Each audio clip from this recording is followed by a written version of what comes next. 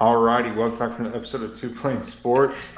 Today is another day that does not suck for the University of Oklahoma's football team. As Brandon always likes to say, Oklahoma landed the commitment of an in-state prospect, Andy Bass, a guy that felt like popped up on Oklahoma's radar, and then wasn't really on, wasn't going to be in Oklahoma sooner, and then ultimately did choose Oklahoma over Syracuse and Kansas State, and Oklahoma being a team that didn't offer him a full scholarship, but that preferred walk on plus an NIL deal, got it done. And I think it's big time to keep an in-state prospect like that out of Heritage Hall.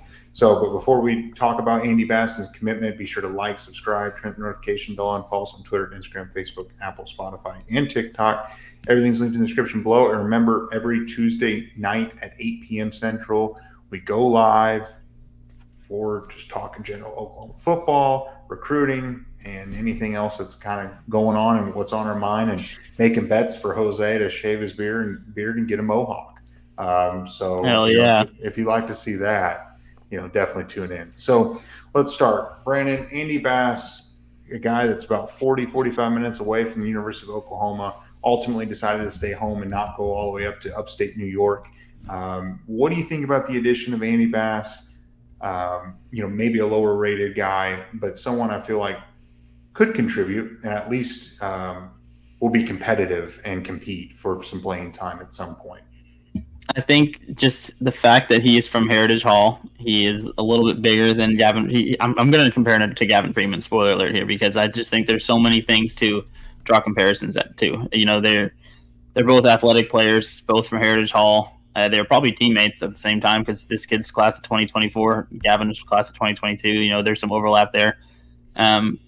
But Andy Bass, I think, can play. I think he's sneaky good. The dude, as a quarterback, completed about 63% of his passes, almost 3,000 yards, 28 touchdown passes to go against only 8 interceptions. But he also had 970 rushing yards and 17 touchdowns. The dude is a playmaker in the open field.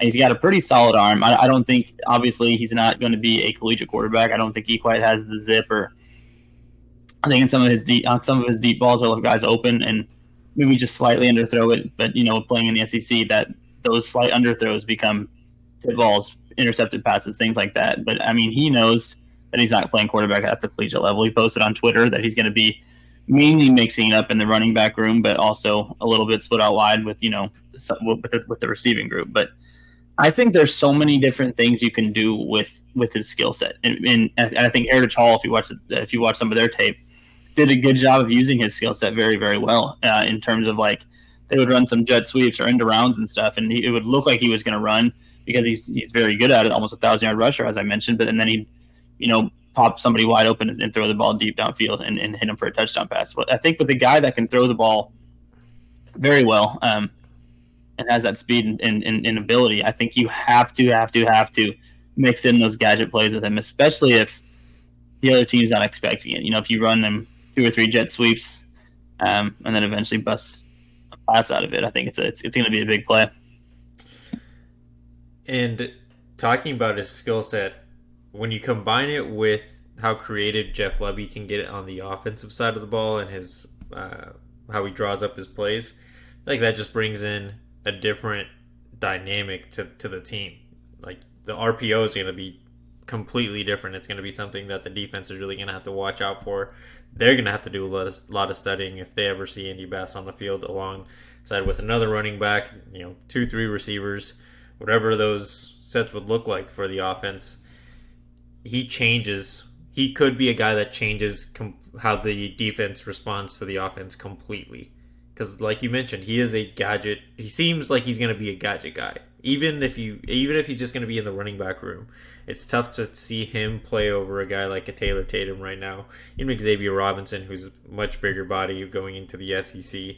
And looking at the guys that are older than him, and Gavin, Sawchuk, Javonte Barnes, and the class after that, Hollywood Smothers and Caleb Hicks. Like there's a lot of talent ahead of him in that running back room. So maybe if injuries happen, he gets some opportunities there.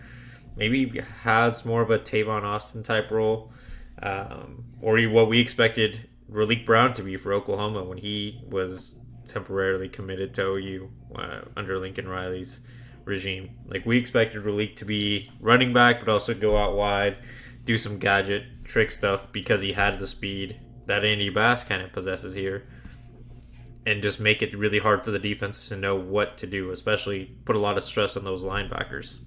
I think if you can line him up at running back, like in a shotgun set with Jackson Arnold, you essentially have two quarterbacks back there, drop back, and that's neat. You can run a little speed option, pitch it back to him as long as it stays on line of scrimmage. He can throw it again. That there's just a lot you can do with him. A guy that I think you could compare him to, not at the collegiate level, but at the NFL level, is kind of how the Saints used to use Taysom Hill. Just a guy who would throw the ball, run the ball, catch the ball. Just can do a little bit of everything. I think Taysom Hill is a pretty good comparison for Andy Bass here. A comparison that I thought of that for Andy Bass that's currently on Oklahoma's roster is Chapman McCown, the preferred walk-on running back from last year's class from Norman, I believe Norman North. As a senior, he put together 1,003 rushing yards, 13 rushing touchdowns, 263 receiving yards, and 4 receiving touchdowns. And then, last year with Bass, he threw for over 2,800, but he rushed for 970 yards and 17 touchdowns. So there's some similarities there.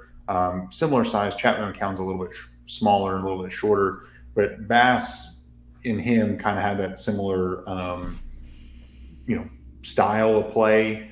And Gavin Freeman, all those guys are all from the Oklahoma City, Norman area. They all have some similar play styles. And, we kind of thought, well, what would Chapman McCown do? Well, I'm not sure, exactly. I mean, coming in as preferred walk-on, and he hasn't been on campus, but, 8 months, we don't really know where he's going to be or where he'll fit in. But, that's how it all works out. And I love my name. It's a good name.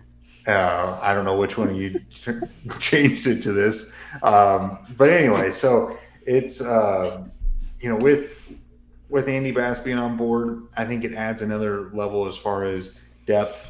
A guy that can compete, could contribute at some point, and the fact that Oklahoma can convince him to not go take a full scholarship ride at a Power 5 school, I think is huge, and I think that is that's nothing to scoff at. And I think the fact that Oklahoma's keeping those types of players that could go get a scholarship but keeping them home, I think will then elevate the practice squad and the iron sharpens iron in practice, and running the scout team. And I think that's been somewhat Oklahoma's been lacking that. They're not saying that he's going to be the only one doing that. So I was going to say the exact same thing about Oklahoma being able to sell him on being a preferred walk-on this early in the recruiting cycle, because it's still relatively early. He's got, if he wanted to, he could extend this all the way till December, and then, or even if he wasn't going to be an early enrollee to February.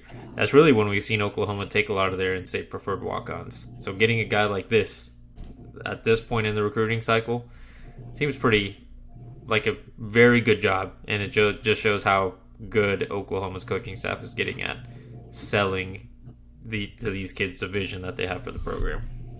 When you combine what he did rushing and passing, he had about 4,000 yards, a little under it, obviously, with 36, 3,500, whatever, 45 touchdowns to 8 picks. Without having seen any Heritage Hall games last year or looking up any of their numbers, I would venture to say 4,000 yards and 45 touchdowns from one person. That's probably 80% of their offense that he was responsible for by himself. That doesn't suck. It does not. So, but that's all I've got. I think it's great that Oklahoma's prioritizing a player like Andy Bass. It seems like that they're taking one or two of these guys in every class that can contribute in this form or fashion, similar play styles, and keeping that pipeline and keeping the in-state kids in-state. So that's all I've got, unless you guys have anything else. So Brandon, individual challenge. This should be pretty easy. Yeah, Andy Bass thoughts. All right. So be sure to drop your thoughts below. Like the video, subscribe to the channel, turn the notification bell on, follow us on Twitter, Instagram, Facebook, Apple, Spotify, and TikTok. Everything's linked in the description below. And remember, every Tuesday night at 8 p.m. Central, we do go live to talk some OU football, general recruiting, and anything that's on our mind, and watch Jose shave his beard and go for a Hell mohawk. yeah, brother. All right, we'll catch you guys next.